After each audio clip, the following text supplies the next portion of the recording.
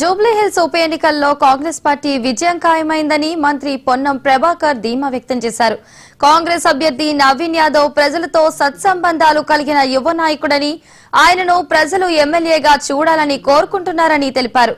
KTR fake సర్వేలతో ప్రజలను మభ్యపెట్టాలని చూస్తున్నాడని, ప్రజలు కేటీఆర్ అసత్య ఆరోపణలను నమ్మే పరిస్థితిలో లేరని అంటున్న మంత్రి పొన్నం ప్రభాకర్ తో మా ప్రతినిధి Sudhakar face to face. Jubilee Hills ఉప ఎన్నిక ప్రచారం తుది అంకానికి చేరుకుంది. ఇవాళ 5 గంటలతో ప్రచారం ముగుస్తుంది. మంత్రి Ponnam Prabhakar door to door ప్రచారం చేస్తున్నారు. రెస్పాన్స్ ఎలా ఉందో తెలుసు. మంత్రి గారు, ఎలా ఉంది ప్రచారంలో? మీకు ఏమైనా కాన్ఫిడెన్స్ పెరిగిందా? 100% కాంగ్రెస్ పార్టీ గెలుస్తుంది. స్థానిక అభ్యర్థి, యువకుడు, విద్యావంతుడు, అధికారంలో ఉన్న పార్టీ, ప్రజా సమస్యల గురించి అవగాహన తెలిసే వ్యక్తి. గత 10 సంవత్సరాలుగా నిరుద్యోగ నిర్లక్ష్యానికి గురైంది కాబట్టి ప్రజలు కాంగ్రెస్ గెలిపిస్తారు. హైదరాబాద్ ఇన్ఛార్జ్ మంత్రి, మీకు అందరికంటే ఎక్కువ బాధ్యత ఉంటది.